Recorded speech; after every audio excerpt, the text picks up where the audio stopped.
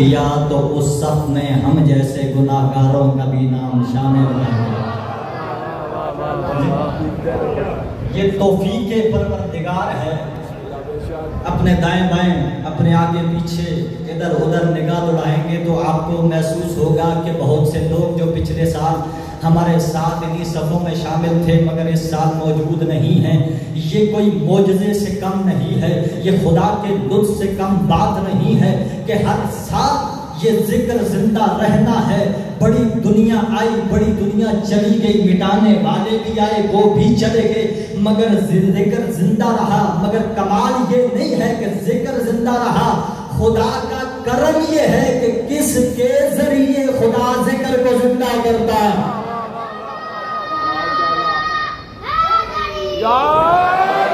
بارگاہ حسین میں آئے، یہاں تک خدا نے آپ کو لایا۔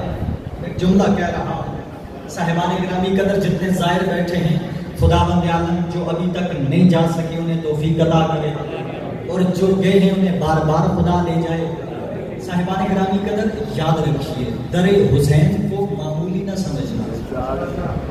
جو حسین کے در کی طرف بڑھتے ہیں نا، کمال ہے میرے حسین کا۔ اللہ نے حسین پہ لطف کیسا کیا، کہا ادھر حسین کا زائر گھر سے نکلتا ہے، ادھر خدا فرشتوں کو حکم دے دیتا ہے کہ یہ نکل رہا ہے حسین کی زیارت کے لیے۔ اب یہ تمہارا کام ہے کہ گھر سے گھر تک جائے بھی خیریت سے، آئے بھی خیریت سے۔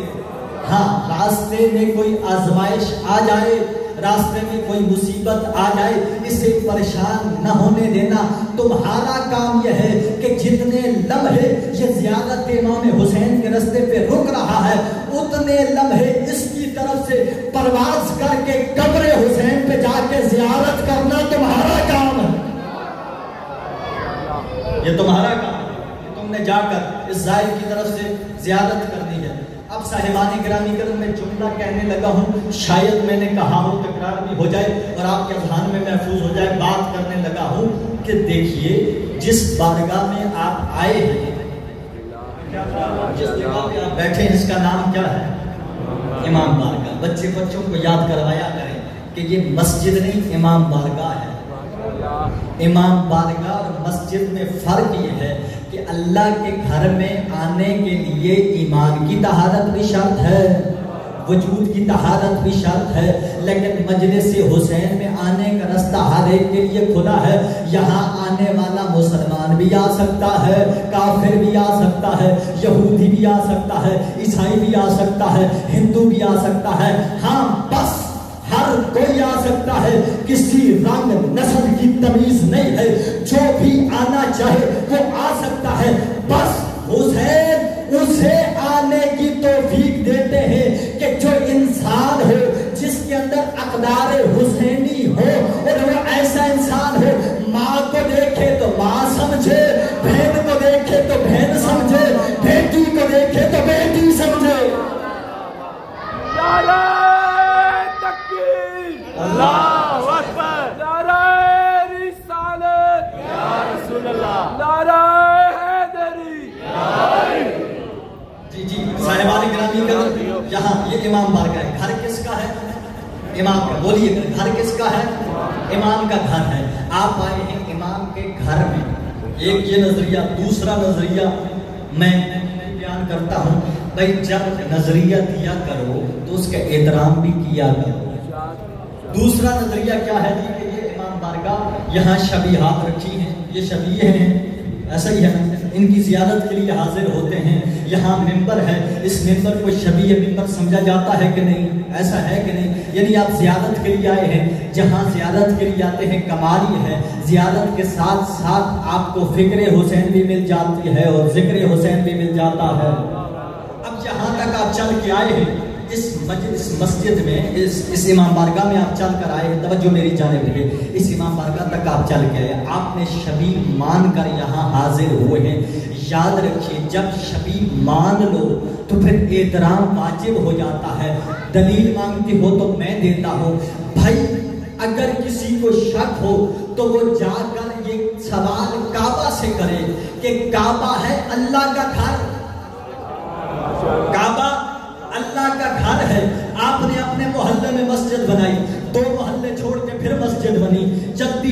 مسجدیں دنیا میں پھیل گئی، کعبہ سے الگ ہیں، مگر وہ ساری مسجدیں خدا کا گھر نہیں ہیں۔ پوری ذمہ داری سے جملہ کہوں گا، لطف آئے گا، وہ ساری مسجدیں اللہ کا گھر نہیں ہیں بلکہ اللہ کے گھر کی شبیہ ہیں۔ دلیل کیا ہے؟ جب نماز کے لیے مسجد میں کھڑے ہو کر کعبے کی طرف رخ کرتے ہو، تمہارا رخ کرنا بتاتا ہے کعبہ اصل ہے، مسجد اس کی شبیہ ہے۔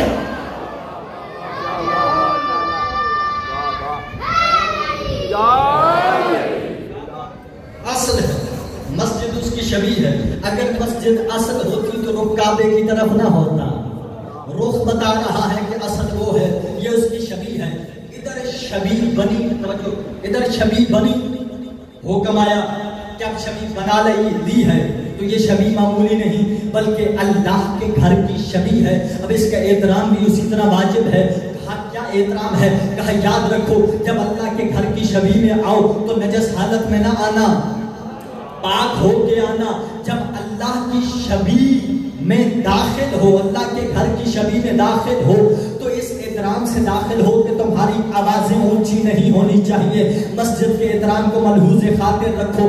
نبی نے احکام صادر کر دیے، میں ہاتھ باندھ کے کھڑا ہو گیا، میں نے کہا یا نبی اللہ، احکام تو حرم خدا کے صادر کرنے چاہیے تھے، مسجد کے کیوں صادر کر رہے ہو؟ کہ لوگوں نے مسجد کو اس ذہنیت سے بنایا ہے کہ یہ اللہ کے گھر کی شبیہ ہے، ہم اگر کعبہ تک نہیں آ سکتے تو مسجد میں آ کے اللہ کی عبادت کریں گے، گویا ہم اللہ کے گھر میں ہیں۔ اب جب بنا لیا ہے تو احترام بھی ایسے ہی واجب ہے جیسے اللہ کے گھر کا ہے۔ اب جو حرم حسین تک نہیں جا سکتے، امام بارگاہ بنا لیا ہے تو احترام بھی ویسے کرو جیسے حرم حسین کا احترام ہے۔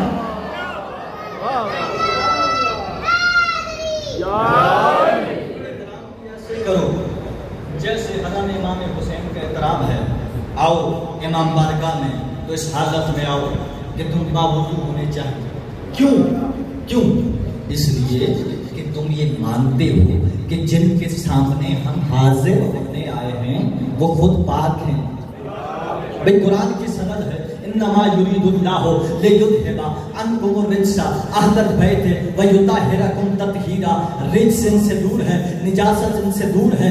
اگر کچھ مانگنے آئے ہو، کچھ لینے آئے ہو، کچھ طلب کرنے آئے ہو، پہلے خود کو اس لائق بناؤ کہ تمہارے اور ان کے درمیان میں دیوار نہیں ہونی چاہیے۔ ادھر تم اپنے مولا کو پکارو، ادھر مولا تمہاری پکار کو سن لے۔ اس کے لیے ظاہری طہارت بھی شرط ہے، باطنی طہارت بھی شرط ہے۔ ظاہر میں آؤ تو اپنے آپ کو وضو کے ذریعے پاک کر کے آؤ، اور جب باطن سے آؤ تو برائیوں کو دروازے سے باہر چھوڑ دو، منافقت کو چھوڑ کے مومن بن کے عاجز ہو کے یہاں پہ آ جاؤ۔ اس بارگاہ میں آنا ہے تو عاجزی چاہیے، اس بارگاہ میں آنا ہے تو انکساری چاہیے، اس بارگاہ میں آنا ہے تو اپنے آپ کو کمزور ثابت کرنا ہے۔ اب عزیزان گرامی قدر یہاں تک بات آئی، اب ایک جملہ آگے بڑھاتا ہوں۔ یہ بارگاہ حسین میں ہے اور حسین کا اور خدا کا رشتہ بڑا کمال ہے۔ حسین کا اور خدا کا یہ کرم خدا کا ہے کہ آپ بارگاہ تک آئے، یہاں سے جو لے کے جائیں گے وہ کرم حسین کا ہے۔ اب میں بتاتا ہوں، دلیل دیتا ہوں۔ صاحبان گرامی قدر، اللہ کا اور حسین کا رشتہ کیا ہے؟ آپ شب نیمہ شعبان میں اللہ کی بارگاہ میں بیٹھتے ہیں، ایسا ہے کہ نہیں؟ مناجات کرتے ہیں، دعائیں کرتے ہیں، راز و نیاز کرتے ہیں کہ پروردگار ہم اس تقدیر کی شب میں حاضر ہو گئے، تجھ سے مناجات کر رہے ہیں۔ مناجات شعبانیہ جاری ہیں، آپ زار و قطار رو رہے ہیں، مناجات بند کر کے اٹھنے لگے، آواز پروردگار آئی ایسے نہ اٹھنا، مجھ سے تو ہم کلام ہو گئے، اب ایسے نہ جانا۔ آج کے دن اگر اپنی مناجات کو مجھ تک پہنچانا چاہتے ہو تو یاد رکھو حسین کی زیارت پڑھ کے جاؤ، میں تمہاری مناجات کو قبول کر لوں گا۔ جو اعمال کرتے ہیں وہ میرے ساتھ بولیں گے۔ زیارت امام حسین نیمہ شعبان کے اعمال میں ہے۔ پھر چلیے ماہ رمضان آیا، روزے رکھے، آپ نے روزے رکھتے رکھتے لیلۃ القدر کی راتوں میں آ گئے۔ روزے دار سارا دن روزے میں، رات کو افطاری کر کے حکم الہی سے خدا کی بارگاہ میں آ گیا، دعائیں جوشن کبیر کی تلاوت کی، دعائیں کمیل پڑھی، پھر خدا سے راز و نیاز کیا، توسل و وسیلہ کیا، پھر اٹھنے لگے، آواز پروردگار آئی، ایسے نہ اٹھنا، شب میری ہے، آج کی رات میری قربت نصیب ہوگی، آج کی رات جتنا ہو سکے میرے قریب ہو جاؤ گے، تم مجھے پکارو گے 1 مرتبہ، میں جواب دوں گا 10 مرتبہ، لیکن یاد رکھنا جو ایسے ہی آ کر منہ پھیر کے چلا گیا میں بھی اس سے منہ پھیر لوں گا۔ میں نے کہا پروردگار کیا کرے؟ کہا ساری رات تو اپنے گناہوں پہ روتا رہا، ساری رات تو مجھ سے مانگتا رہا، اب میں تجھ سے کچھ نہیں مانگ رہا، بس اتنا کہتا ہوں کہ اگر گناہوں کو معاف کرانا ہے، اگر کچھ لے کے جانا ہے تو کھڑا ہو کے آج کی رات میں حسین کی زیارت پڑھ، تو حسین کی زیارت پڑھتا جائے گا، میں تیرے گناہوں کو معاف کرتا جاؤں گا۔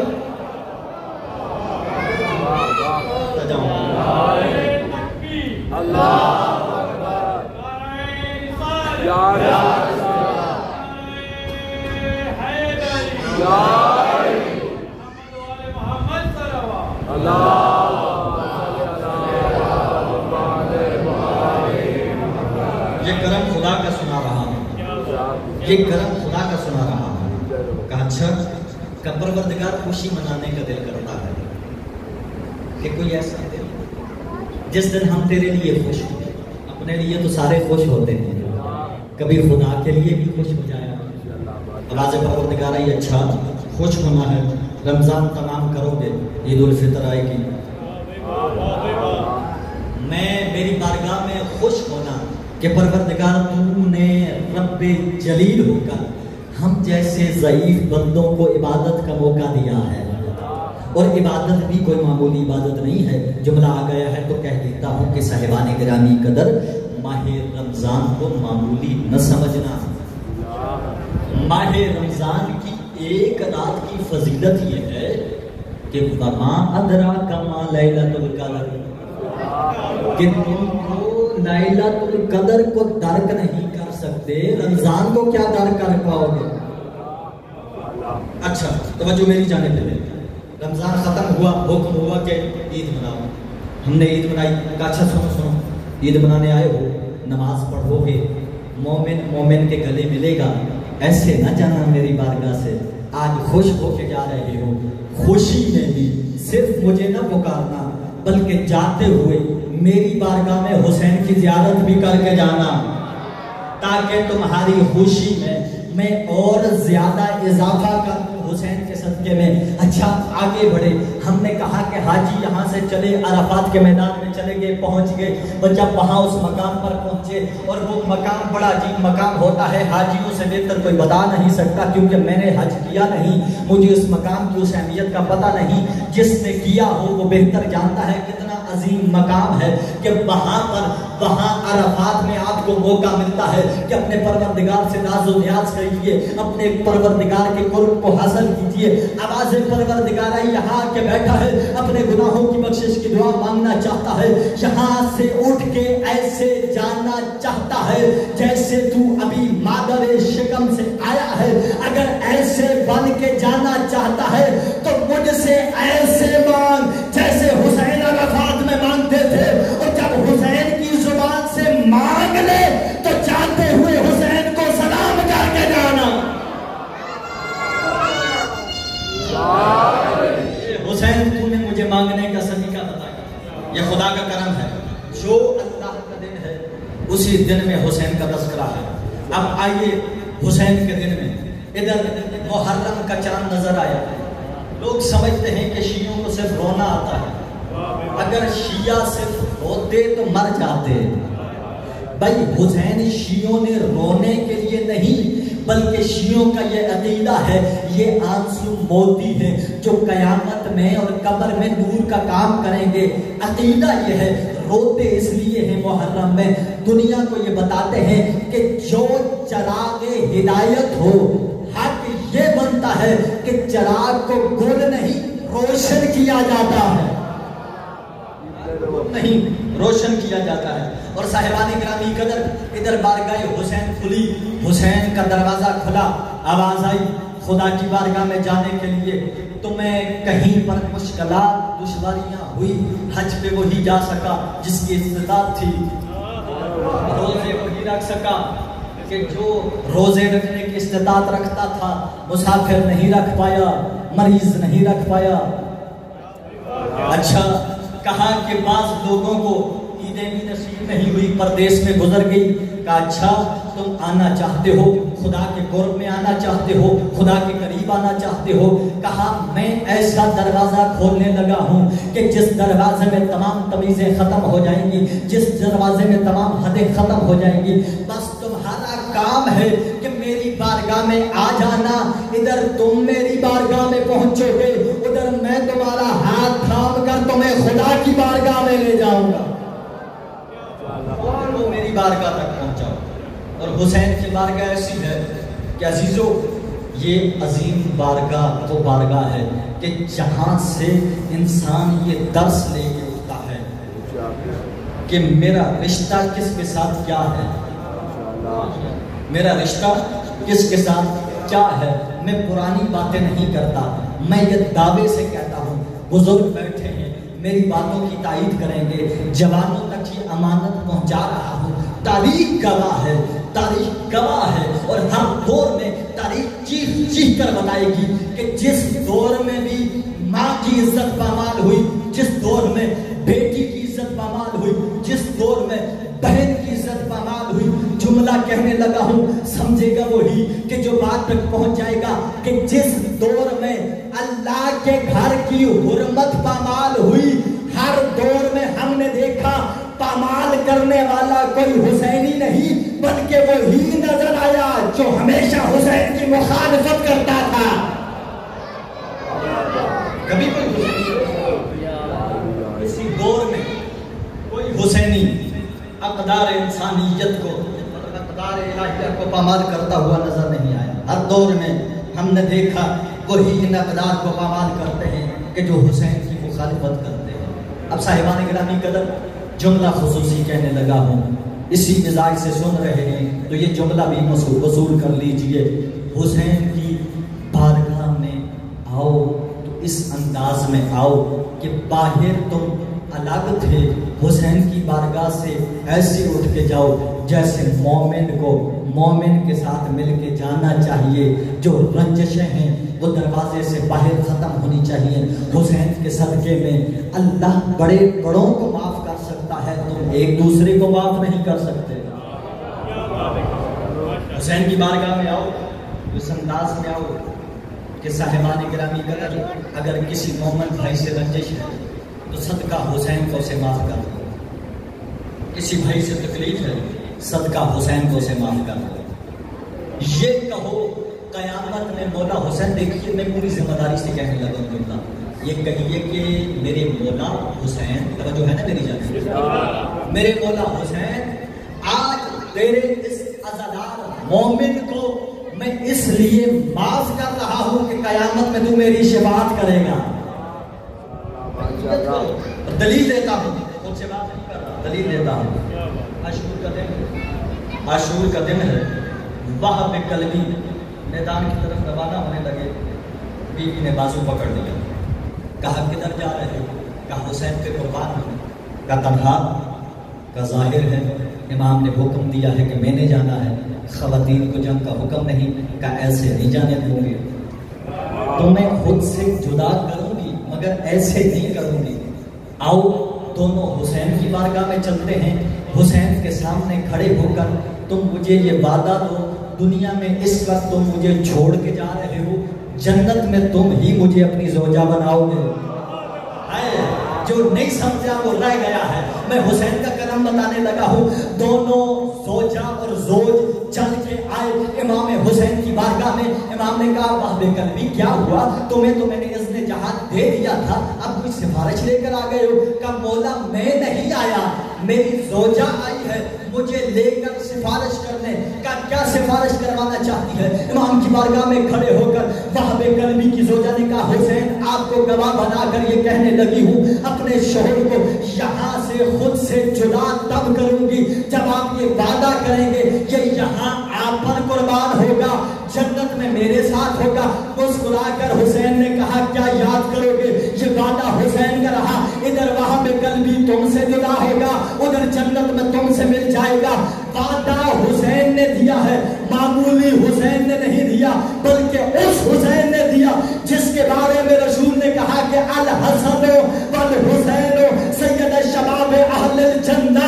हसन और हुसैन को मामूली न समझा, ये जवानान जन्नत के सरदार है। सरदार जब ये कहते तू फुला की जोजा है, तो किसी गुलाम में ये जुर्रत नहीं कि उनको जुदा कर सके। जब वहां ये वादा कायम है, इधर तुम हुसैन से वादा करो, जन्नत में हुसैन तुम्हारी जमानत देगा।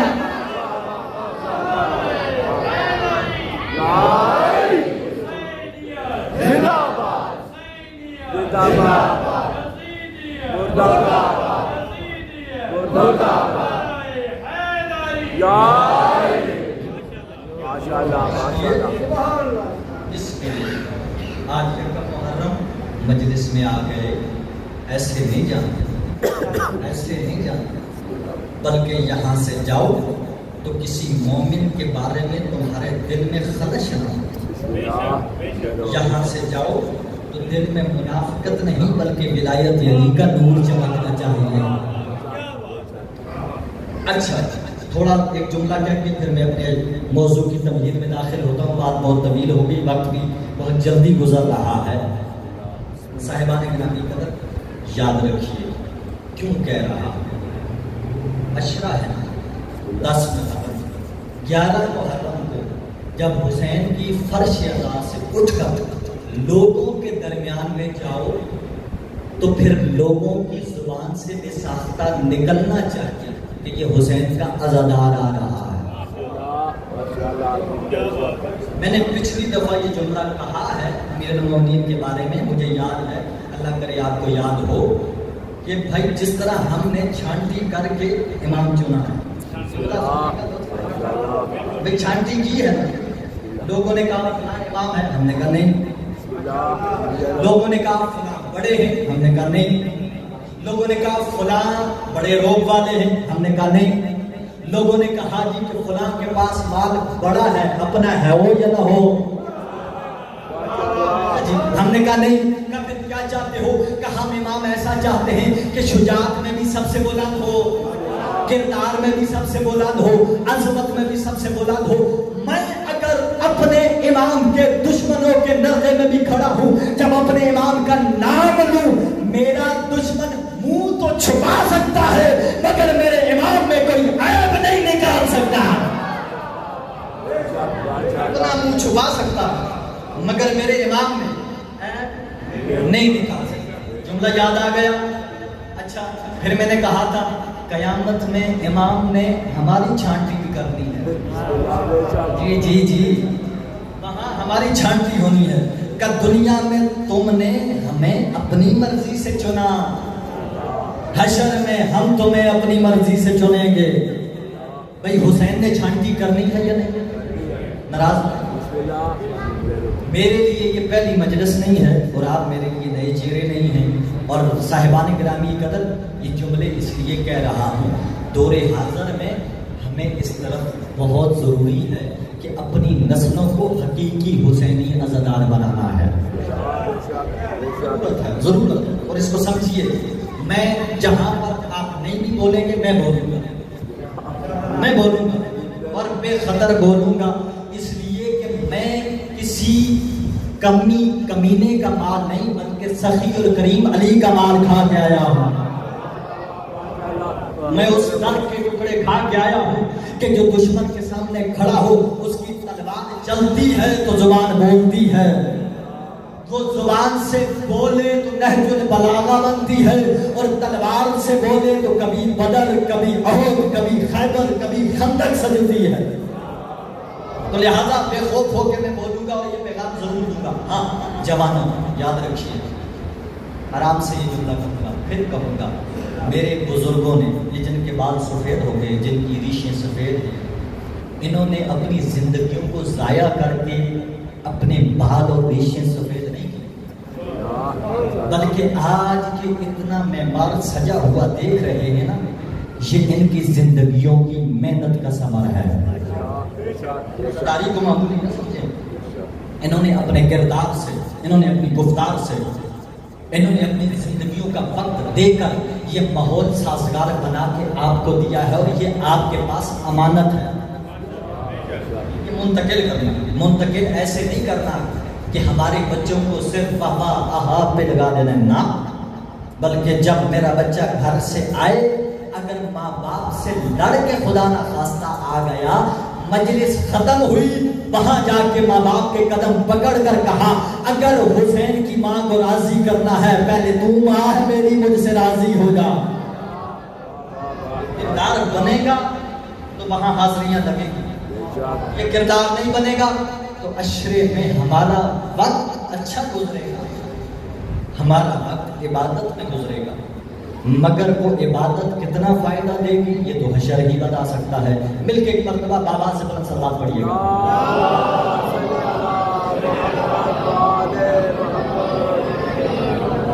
بات بتانی ہو گئی، کرنا نہیں چاہتا تھا، بہت سی باتیں ہو گئی، الحمدللہ پیغام پہنچ جائے گا. ارشاد رب العزت ہے بقیت اللہ خیر لکم،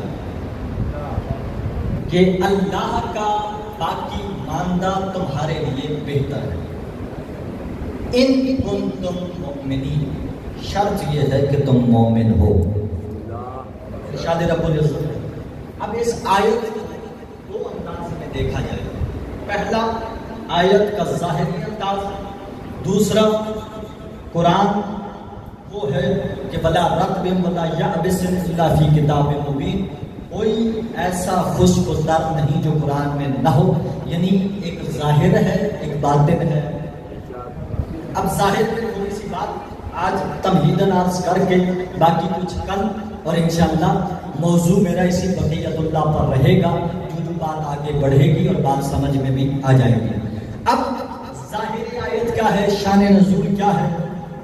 حضرت شعیب علیہ السلام اپنی قوم سے مخاطب ہوئے، اور مخاطب ہو کے قوم کو کہا یا قوم، اے میری قوم، اوفل میقالا،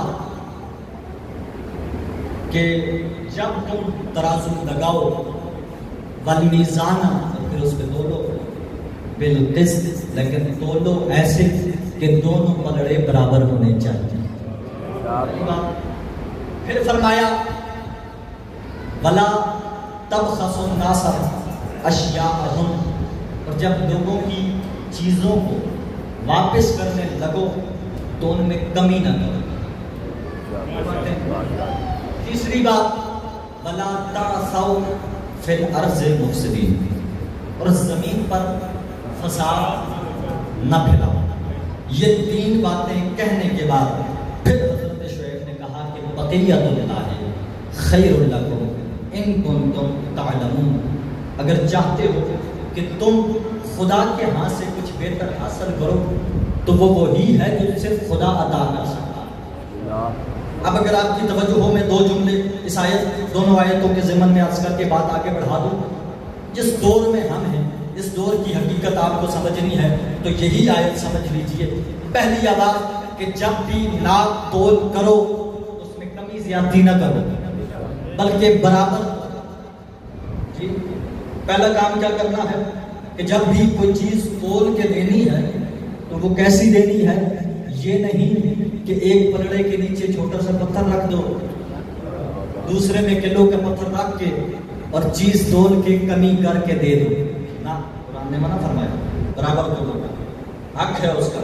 دوسرا کام لین دین جب کرو تو جب جو چیز تم دے رہے ہو جتنی اس کی قیمت ہے، جتنی اس کی ارزش ہے تو پوری کرو.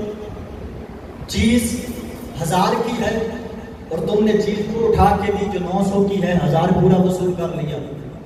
ناراض تو نہیں ہو رہے. تیسرا کام، جب یہ دو کام تم سے ہو جائیں برابر تول بھی لو، اور جب کوئی تمہارے پاس آئے اور اسے جو چیز دو وہ پوری دو. پھر تیسرا کام یہ کرنا ہے کہ زمین پر فساد نہیں پھیلانا بلکہ امن قائم کرنا. جب یہ 3 کام کر لو گے تو پھر یہ تمہارے لیے اللہ کی طرف سے بقیہ ہے جو تمہارے لیے بہتر ہے۔ اب توجہ رہیے، جناب شعیب اپنی قوم سے مخاطب ہوئے، اور میں یہ جملہ کہہ دوں کہ قرآن قصے کہانیاں سنانے کا نام نہیں ہے کہ رات کو بچے کو نیند نہیں آئی تو قرآن سے کوئی لوری اٹھا کے کوئی قصہ سنا کے بچے کو سنا دیا جائے، نہ، بلکہ قرآن سے مردوں کو سنانے کے لیے نہیں آیا، بلکہ ہم جیسے زندوں کی ہدایت کرنے آیا ہے، اور ہدایت بھی ایسی کرنے آیا ہے۔ ادھر جہالت کے ظلمات میں آئے، ادھر قرآن کو پڑھا تو پھر نور ہدایت میں داخل ہو گئے، داخل ایسے ہو گئے بے ہادی تھے تو ہادی کا دامن مل جائے گا، اور ہادی کی معرفت نہ ہو تو قرآن ہادی کی معرفت عطا کر دے گا۔ اب یاد رکھیں یہ آواز صرف جناب شعیب کی نہیں ہے، اللہ کے نبی کی آواز ہے، اور اللہ کے نبی صرف جناب شعیب نہیں بلکہ حضرت محمد مصطفیٰ کی ذات بھی ہے، اور سرکار بھی آج قیامت تک آنے والی انسانیت کے لیے آج سے 1400 سال پہلے یہی ندا دے رہے ہیں، اے میرے کلمہ پڑھنے والوں، اے مجھ پر ایمان لانے والوں، یاد رکھو کاروبار کرنا چاہتے ہو تو کرو، مگر جب کوئی چیز ناپ تول کے دو تو اس میں کمی زیادتی نہ کرو۔ کسی کے ہاں ملازمت کرنے گئے ہو، کام 1000 کا ملا ہے، 900 کا کر کے 1000 وصول کر کے نکل نہ جاؤ، اور اگر کوئی تم سے حق کی بات کرے تو اس کے ساتھ لڑ کر فساد نہ پھیلاؤ۔ میں آپ کے سامنے یہ سوال رکھتا ہوں، مجھے انصاف سے بتائیے 1400 سال گزرنے کے بعد آج مسلمانوں میں سے بلا تفریق نہ شیعہ نہ سنی نہ وہابی نہ دیوبندی نہ بریلوی کسی کی تفریق نہیں کر رہا، ہر لا الہ الا اللہ محمد رسول اللہ پڑھنے والے سے یہ سوال کرتا ہوں، کتنے لوگ ہیں کہ جو رسول کے اس حکم پہ عمل کرتے ہیں، جب ناپتے ہیں تو برابر پیمانے میں رکھتے ہیں، اور جب کسی کو کچھ دیتے ہیں تو اس کا حق دیتے ہیں، اور جب کوئی ان سے الجھ پڑے تو فساد نہیں کرتے۔ میں آپ سے 1400 سال پہلے کا سوال، آپ کے بعد کا سوال بھی نہیں کرتا، آپ اور میں بیٹھے ہیں۔ اچھا ایک جملہ کہہ دیتا ہوں، صاحبان گرامی قدر، اس دور کی ایک بات کروں، نوجوانوں کے لیے بزرگوں سے معافی مانگ کے، آپ کے لیے یہ شاید جملہ بہت چھوٹا ہو کیونکہ آپ نے یہ چیزیں کبھی دیکھی نہیں۔ مجھے کسی کا خوبصورت جملہ یاد آ گیا ہے، جملہ خوبصورت ہو تو اسے چھپانا نہیں چاہیے۔ ایک نوجوان نے بزرگ سے جا کے کہا کہ بابا جی آپ کے پاس موبائل نہیں، اگر ہے تو انٹرنیٹ والا نہیں جس میں فیس بک ہو، واٹس ایپ ہو، فلاں ہو، یہ ہو وہ ہو، آپ کا وقت کیسے گزرتا ہے؟ آپ کا وقت کیسے گزرتا ہے؟ بزرگ تھا، اسی لیے تو میرے مولا نے کہا مجھے جوانوں کے جذبات سے زیادہ بزرگوں کے نظریات پسند ہیں۔ مولا علی ہے کیوں؟ جواب سنیے، کہا بیٹا جیسے بنا نماز کے بنا دعا کے تمہارا وقت گزرتا ہے، ویسے ہی بنا موبائل کے میرا وقت بھی گزر جاتا ہے۔ سمجھنے والا بہت سمجھنے والا ہے بھائی، بزرگ اپنا وقت گزارنے کے لیے خدا سے لگاتے تھے، آج جوان وقت گزارنے کے لیے موبائل سے لوگ لگا رہے ہیں، اور یہی میری نوجوان نسل کو تباہ کر رہا ہے۔ لوگ کہتے ہیں جوانوں کو جب آپ طریقہ رزق کمانے کا طریقہ حلال نہیں بتاؤ گے تو پھر نوجوان بے روزگاری کی طرف بڑھے گا، اس لیے کہ جو طریقہ تم بتا رہے ہو اسے کہتے ہیں شارٹ کٹ، اور شارٹ کٹ میں ہر کوئی کامیاب نہیں ہوتا۔ آج کل برابر یہ اسلام کے خلاف ایک سازش ہے کہ آج کل ایسی اپلیکیشنیں بنا دی گئی، ایسے سافٹ ویئر دکھا دیے گئے کہ اس پہ آپ آئیں گے تو کاروبار کریں گے، آپ پیسہ کمائیں گے، گھر میں بیٹھے روزانہ 5000 آمدنی ہے، روزانہ 10,000 آمدنی ہے، روزانہ اتنی آمدنی ہے، کوئی کثرت نہیں، کوئی مشکل نہیں، بس ادھر ایک کلک کیا ادھر پیسے آپ کے اکاؤنٹ میں آ گئے۔ یاد رکھیے خدا اس کی مزدوری پہ راضی نہیں ہوتا جو گھر بیٹھ کے مزدوری دے، اس مزدور کی مزدوری پہ راضی ہوتا ہے جو پسینہ بہا کر پیسے لاتا ہے، اس مزدور کی مزدوری پہ راضی ہوتا ہے۔ اچھا اب جوانوں کو یہ راستہ دکھا دیا گیا، اور اس راستے کا نقصان کیا ہوا؟ اس راستے کا نقصان یہ ہوا کہ میرا نوجوان حقیقی زندگی سے نکل کر ہوائی زندگی میں چلا گیا. دوسرے لفظوں میں کہتا ہوں کہ پریکٹیکل زندگی سے نکل کر وہ ایک سوشل میڈیا کی زندگی میں گھس گیا اور کئی نوجوان اس میں خودکشی کر گئے. اور یاد رکھیے عزیزان گرامی قدر، آنے والا اگر کوئی میرا نوجوان بیٹھے ناراض نہ ہونا، میں آپ کے لیے یہ پیغام دے رہا ہوں، رزق ویسے کماؤ جیسے اللہ نے بتایا ہے، رسول نے پہنچایا ہے، علی نے کر کے دکھایا ہے. جیسے علی نے کر کے دکھایا ہے ویسے رزق کماؤ. دیکھیے رزق کمانے کے 3 ذرائع ہیں. رزق کمانے کے 3 ذرائع ہیں. پہلا ذریعہ زراعت، کھیتی باڑی. الحمدللہ آپ کے علاقے میں بڑے کھیت ہیں، اور میں آج بھی ایک علاقے سے گزرتے ہوئے بہت سے کھیت بنجر دیکھ کے دکھ ہوتا ہے، کیونکہ ہم تو پہاڑی لوگ ہیں. اس دفعہ الحمدللہ ہم نے اپنے چھوٹے چھوٹے پہاڑوں پہ کھیت بنا کر محنت کر کے فصلیں اگائی ہیں. ہم سے پوچھئے کہ اپنی فصل کی قدر کیا ہوتی ہے. تو اللہ نے اتنی بڑی زمین دی ہے، نوجوان محنت کرو، کثرت کرو. دوسرا ذریعہ کاروبار، ٹھیک ہے. تیسرا ذریعہ صنعت کاری. یہ 3 ہی ذرائع ہیں، باقی کوئی بھی ذریعہ نہیں ہے. یا بندہ زراعت کرے گا یا زراعت کرنے والے کا مزدور بنے گا، ایک.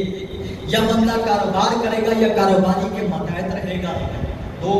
یا بندہ صنعت کاری کرے گا یا جو اس نے صنعت کے نام سے مل بنائی، مختلف کاروبار کی ملیں بنی، ان ملوں کے اندر ملازم رکھ لیتا ہے. کاروبار کے یہی 3 ذرائع ہیں. باقی جو نکل رہے ہیں وہ کہیں بھی نہیں ملتے. اس کی وجہ یہ ہے کہ مشکوک رزق اللہ کے ہاں قابل قبول نہیں ہے، وہاں رزق حلال کی بات ہے. اور میں آپ کو کمال یہ بتاؤں، یہ 3 ذرائع اس لیے ہیں کہ علی نے یہ صرف 3 کام کیے ہیں. علی نے یہ 3 کام کیے ہیں. آج اس آیت کے ضمن میں رزق حلال کی بات کر کے یہ جملہ کہنے لگا ہوں، لطف آئے تو میرا ساتھ ضرور دینا. علی نے یہ 3 کام کیے ہیں. علی نے زراعت بھی کی ہے، علی نے تجارت بھی کی ہے، علی نے صنعت کاری بھی کی ہے. توجہ میری جانب رہے. زراعت کے لیے علی اپنے گھر سے اٹھ کر یہودی کے کھیت میں جا کر وہاں ہل چلا کر آنے والے ہر شیعہ کو یہ پیغام دیتے تھے، جتنی مشکل میں آ جاؤ، جتنی پریشانی میں آ جاؤ، اگر رزق حلال کمانے کے لیے تمہیں یہودی کے باغ میں بھی جانا پڑے تو مزدوری کر کے رزق حلال کما لینا، مگر کبھی حرام کو ہاتھ نہ ڈالنا. حرام کو ہاتھ نہ ڈالنا، حرام کی طرف نہ بڑھنا. دوسرا ذریعہ تجارت. توجہ، علی نے تجارت بھی کی. جناب میسم تنبار کھجوریں بیچ رہے تھے، علی آ کے بیٹھ جاتے ہیں، میسم کی کھجوریں بیچ دیتے تھے، دنیا کو بتاتے تھے کہ علی اس تجارت پہ راضی ہے، تجارت کرو، معاملہ کرو. اچھا، لیکن کمال یہ ہے کہ کوئی بندہ بھی تجارت کرتا ہے، وہ تجارت ایک طریقے سے کر سکتا ہے. توجہ رہے، وہ ایک طریقے سے کر سکتا ہے جب وہ جاگ رہا. بھائی کوئی بندہ بھی تجارت کرے گا وہ صرف ایک طریقے سے کر سکتا ہے جب وہ جاگ رہا ہے.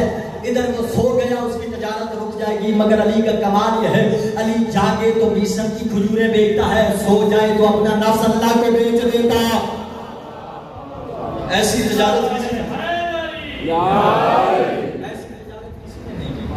جیسی علی نے کی ہے. اور تجارت کیسی کمال ہے. وَمِنَ النَّاسِ مَن يَشْرِي نَفْسَهُ ابْتِغَاءَ مَرْضَاتِ اللَّهِ وَاللَّهُ رَءُوفٌ بِالْعِبَادِ. بندوں میں سے ہر کسی کو یہ سعادت نہیں ہے کہ وہ اپنے نفس کو بیچ دے اور اللہ کی مرضیوں کو خرید لے. تجارت ہو رہی ہے، تجارت میں یہ ہے، ظاہری تجارت میں یہ ہے کہ آپ اپنا مال دوسرے کو دیتے ہیں، اس کی رقم وصول کرتے ہیں. مال کا مالک وہ ہو گیا، رقم کے مالک آپ ہو گئے. اب اللہ اور علی کے درمیان میں تجارت ہو رہی ہے. نفس علی کا اللہ کے پاس جا رہا ہے، اللہ کی مرضیاں علی کے پاس آ رہی ہیں. 1400 سال سے یہ بحث کر رہی ہے کہ یہ بحث چل رہی ہے، آج بھی بحث چلتی ہے. لوگ جان بوجھ کے چھیڑتے ہیں، ہم ہر بات جواب دیتے ہیں. مگر میں اپنی نوجوان نسل کے لیے پھر یہ کہہ دیتا ہوں، جملہ یاد رکھے کہ علی نے تجارت کر دی ہے، تجارت ہو گئی. نفس سے علی بک گیا، اللہ کی مرضیاں بک گئی. ادھر علی کے نفس کا مالک اب علی نہیں اللہ ہے، اور اللہ کی مرضیوں کا مالک اب اللہ نہیں علی ہے. 1400 سال کے بعد کہتے ہو علی نے فلاں کی بیعت کی، علی نے فلاں کی بیعت کی، علی نے فلاں کی بیعت کی، ہم سے کیوں لڑتے ہو؟ بیعت کے لیے نفس کا ہونا شرط ہے، اور اگر علی کی بیعت کرنی ہے تو نفس اللہ کے پاس ہے، اللہ کے پاس ہے۔ اچھا پھر ایک اور جملہ سنیے گا، نفس گیا، اب جس نے بیعت لینی ہے وہ جا کر اللہ سے لے، اس لیے کہ نفس سے علی کہا ہے۔ اچھا ادھر سے کیا آئی ہے؟ وَمِنَ النَّاسِ مَن يَشْرِي نَفْسَهُ ابْتِغَاءَ مَرْضَاتِ اللَّهِ، اللہ کی مرضیاں کدھر آئی؟ علی کے پاس۔ بعض لوگ سینہ چوڑا کر کے ہمیں تانا دے کر کہتے ہیں فلاں بھی رضی اللہ، فلاں بھی رضی اللہ، فلاں بھی رضی اللہ۔ اب تو اتنی جسارت ہو گئی کہ کہنے لگے یزید بھی رضی اللہ۔ ہم نے کہا جسے مرضی ہے رضی اللہ کہو، مگر ہاں یہ یاد رکھنا اللہ سے راضی کرنا ہے تو پھر علی کے پاس آنا پڑے گا، اس لیے کہ اللہ کی مرضیاں وہاں نہیں علی کے پاس سے ملتی۔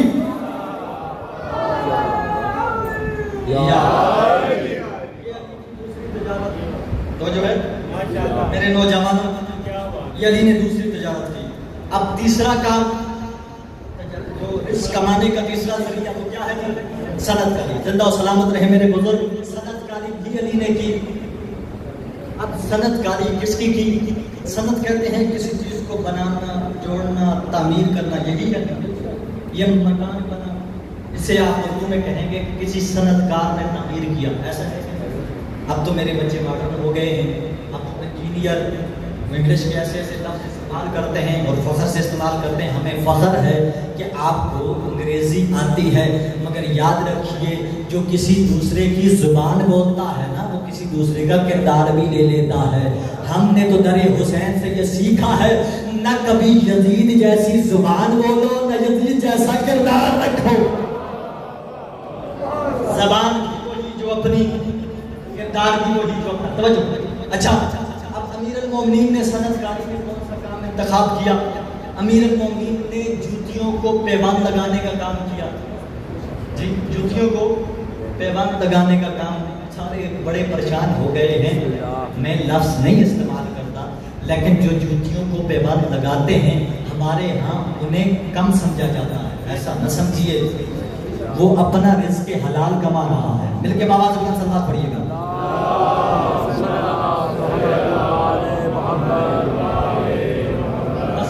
اس جملے میں بات تمام کرنے لگا۔ اب صاحبان گرامی قدر، توجہ ہے کہ نہیں؟ صاحبان گرامی قدر، علی نے صنعت کاری کی، مگر علی نے صنعت میں کام کیا کہ جوتیوں کو علی پیوند لگاتے تھے۔ آپ پریشان ہو گئے ہیں، علی جوتیوں کو پیوند لگاتے تھے۔ مولانا یہ کیا کہہ رہے ہیں؟ کمال یہ نہیں کہ علی جوتیوں کو پیوند لگاتے تھے، ہاں پیوند لگا کر آپ کو اور مجھے یہ بتا رہے تھے کہ صنعت کے ذریعے سے اپنا رزق حلال کماؤ، لیکن علی اپنے شرف سے نیچے نہیں آئے۔ تاریخ گواہ ہے کہ علی نے صرف تاریخ میں 2 جوتیوں کو پیوند لگایا، یا علی نے اپنی جوتی کو پیوند لگایا یا اس جوتی کو پیوند لگایا جو معراج پر گئی۔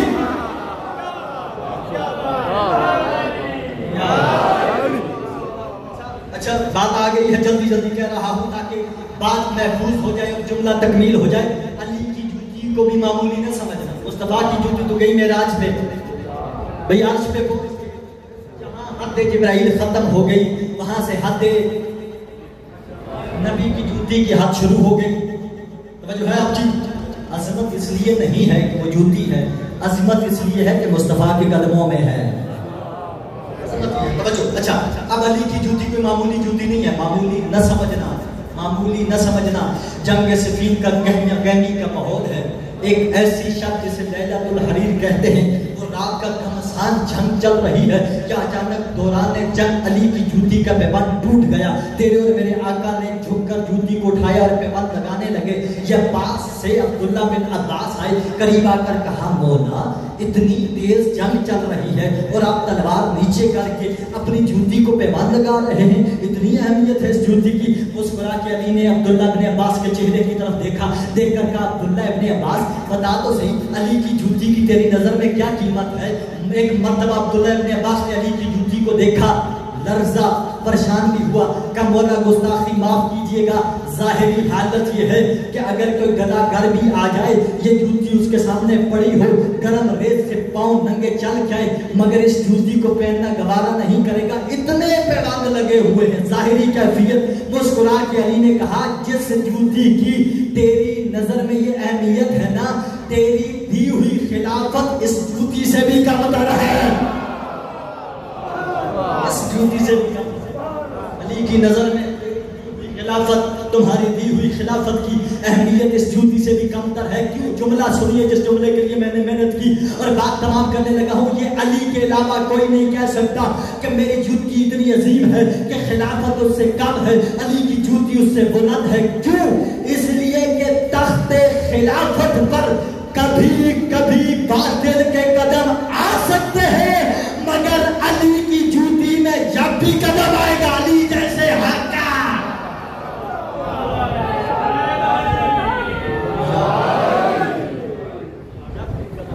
अली जैसे हक आएगा। बस अजीजों, बात कल यहाँ से आगे जारी होगी। आज दो जुमले बस तबरक उनका के बाद तमाम करने लगा हूँ। आए हो ना मुहर्रम के लिए, आए हो उर्सा देने के लिए। आओ आज यकम मुहर्रम का दिन गुजार के दूसरी शब में बैठे हो। हुसैन बयाबानों में चल रहे हैं, हुसैन के साथ हुसैन की बहनें भी चल रही हैं। आओ इस थके हुए मुसाफिर को आज उसका फुर्सा देते हैं कि अगर उस पर जुल्म न होता तो करबला का दरवाजा कभी न खुलता। बस अज़ादारो, दो जुमले मुझसे सुन लो, मेरी हाज़िरी तकमील को पहुंच जाएगी कि साहिबान गिरामी कदर, मेरी मुराद उस मजलूमा से है कि जिस मजलूमा का नाम भी आए तो तेरा और मेरा छठा इमाम कभी रोते हुए बैठ जाता था, कभी खड़ा हो जाता था। सुनोगे कौन? फातिमा रसूल की बेटी है। इतनी मजलूम है अज़ादारो कि जिसका इतना हया न किया गया, जो अपने बाप का हक मांगने गई तो खाली वापस आ गई, जिसके दरवाजे पे मुसलमान आए तो दरवाजे से आग के शोले बुलंद होने लगे।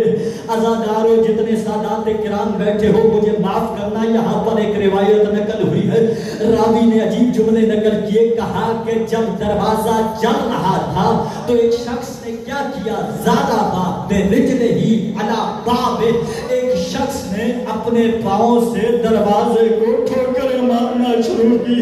जब ठोकरें लगी, जलता हुआ दरवाजा आकाज़ादी के ऊपर गिरा, दरो दीवार के दरमियान में आई। हर कोई दरवाजे से गुजर के दाखिल हो रहा है। जब तक दाखिल होता है, सिर्फ दाखिल नहीं होता, रावी कहते हैं दाखिल होते हुए दरवाजे के ऊपर जोर से पाँव मारता है। उसका पाँव लगता था, ज़हरा की सिस्तियाँ बुलंद होती। अजरुकुम इंदल्लाह ज़ादारो, सुनना ये मंजर सुनना। अब कहा हर कोई दाखिल होता, पाँव मारते हुए दाखिल हो जाता। अब एक आखिरी शख्स दाखिल हुआ जो इतना शकीउल कल्ब था, जिसने लोगों को जमा करके बतूल के दरवाजे पे लाया था। ये जालिम दाखिल हुआ। दाखिल होने के बाद पहले जालिम ने जोर जोर से अपने पाँव को दरवाजे पे मारना शुरू किया, बतूल ने तड़पना शुरू किया। अब इस जालिम ने बतूल को देखा, बतूल रोती थी, ये जालिम हंसता था, कहता था देखो मेरे पाँव के नीचे रसूल की बेटी। अजरुकुम इंदल्लाह। अब अगला जुमला पढ़ूं। सादात हाथ बांध के, एक सैयद हो के आपके सामने हाथ बांध के रिवायत का जुमला पढ़ने लगा हूँ। रावी कहता है इस जालिम का जुल्म यहाँ पे रुका नहीं है। अब इसने अगला काम क्या किया, पाँव दरवाजे पे रखा, राकाला बेरिजले ही, दरवाजे को जहां से जल के टूट रहा था वहां कदम रखता था। राकाला बेरिजले ही, अपने पाँव से दरवाजे को बतूल के सीने पे मसलना शुरू करता था। इतना मसला कि ज़हरा की आवाज बुलंद हुई, या उम्मे ऐमन खुजीनी, उम्मे ऐमन मुझे सहारा दो, मेरी पसलियां टूट गई। अजरुकुम इंदल्लाह ज़ादारो। मौला किसी गम में न रुलाए, बस में मंजिल बढ़ा रहा हूँ। آخری جملہ کہہ رہا ہوں، جن کی آوازیں بلند ہو گئی مولا تمہاری آوازوں کو قبول کرے، جو پیچھے رہ گئے ان کا سفر میرے ساتھ ہو جائے اور جناب سیدہ کی بارگاہ میں حاضری ہو جائے۔ حسین کسی کے پہلو میں بیٹھے ہوں گے، حسن کسی کو دیکھ رہے ہوں گے، کسی کو عباس بھی تو دیکھ رہے ہوں گے۔ کوشش کرنا، پرسہ دینا، بس ہزاروں ساری منزل تمام ہو گئی، سارے ظلم ہو گئے۔ ظلم ہونے کے بعد اب جب علی کو گرفتار کر کے مسجد میں لے گئے نا، آقا زادی کو ہوش آیا، افاقہ ہوا، پہلا سوال یہ کیا، بتاؤ میرے سر کا تاج کہاں ہے؟ کب مسجد میں لے گئے ہیں؟ ارادہ یہ ہے کہ علی کی گردن پہ تلوار رکھی ہوئی ہے۔ بطول نے کہا میری چادر مجھے دو۔ بطول نے اپنی چادر رکھی، اپنے گھر کے دروازے سے نکلی، اپنے بابا کے روضہ اقدس پر آئی، ایک ہاتھ بابا کی تربت پہ رکھا، ایک ہاتھ اپنی ٹوٹی ہوئی پسلیوں پہ رکھا، رو کر کہا یا عبدا صبت علی مصائب لو انہا صبت علی الایام سرنا لیا لیا۔ اٹھ بابا دیکھ، ابھی تیری تربت خشک نہیں ہوئی، تیری بیٹی پہ ایسے مصائب آئے، اگر سفید دنوں پر آتے سیاہ راتوں میں تبدیل ہو جا۔ اجرکم عند اللہ، اجرکم عند اللہ۔ بس ہزاروں جملہ سنو، آخری جملہ کہنے لگا ہوں، زبان حال میں بیان کرتا ہوں، فکر تاریخ کے اندر نقل ہے۔ بی بی نے اب بابا سے راز و نیاز کیا، اب کیا شروع کیا؟ اب بابا سے باتیں کرنے لگی۔ ایک بیٹی باپ سے جس انداز میں گفتگو کرتی ہے، زبان حال سن لیجئے۔ تربت پہ ہاتھ رکھ کے رو کر کہا بابا ابھی تیری قبر کی تربت خشک نہ ہوئی تھی، مسلمانوں نے مجھے تیرے دربار سے خالی لوٹا دیا، بابا میں کچھ نہیں بولی۔ بابا اٹھ دیکھ تو صحیح، اپنی بیٹی کی حالت تو دیکھ، مسلمان ہجوم کرتے ہوئے تیری بیٹی کے دروازے پر آ گئے، بابا تیری بیٹی چپ رہی ہے۔ بابا اٹھ دیکھ، اپنی بیٹی کی مظلومیت کو تو دیکھ، مسلمانوں نے میرے دروازے پر آوازوں کو بلند کیا، بابا تیری بیٹی چپ رہی، بابا لوگوں نے دروازے کو آگ لگا دی، بابا تیری بیٹی چپ رہی، بابا جلتا ہوا دروازہ مجھ پہ گرایا گیا، بابا تیری بیٹی چپ رہی، بابا لوگ اسی دروازے پر پاؤں رکھ کے داخل ہوتے رہے، بابا تیری بیٹی چپ رہی، بابا میری پسلیاں ٹوٹ گئی، بابا میں چپ رہی، بابا میرا محسن شہید ہو گیا، بابا تیری بیٹی چپ رہی، لوگوں کے ہجوم نے، ایک ظالم نے تیری بیٹی کے چہرے پہ تماچے مارے، بابا میں چپ رہی، ظالم نے بس نہیں کیا، بابا تیری بیٹی پر ظالم نے تازیانہ برسایا، بابا میں چپ رہی۔ علی کو مسجد میں لائے ہیں، اب اگر علی کی گردن پر تلوار چلی، بابا تیری تربت پہ بیٹھ کے کہتی ہوں میں چپ نہیں رہوں گی، اپنی چادر اتار دوں گی۔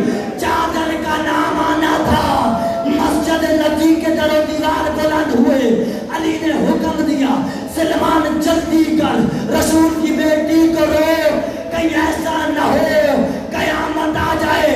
دوڑتے ہوئے سلمان آئے، ہاتھ باندھ کے کہا آقا زادی امام وقت کا حکم ہے، بدعا نہیں کرنی۔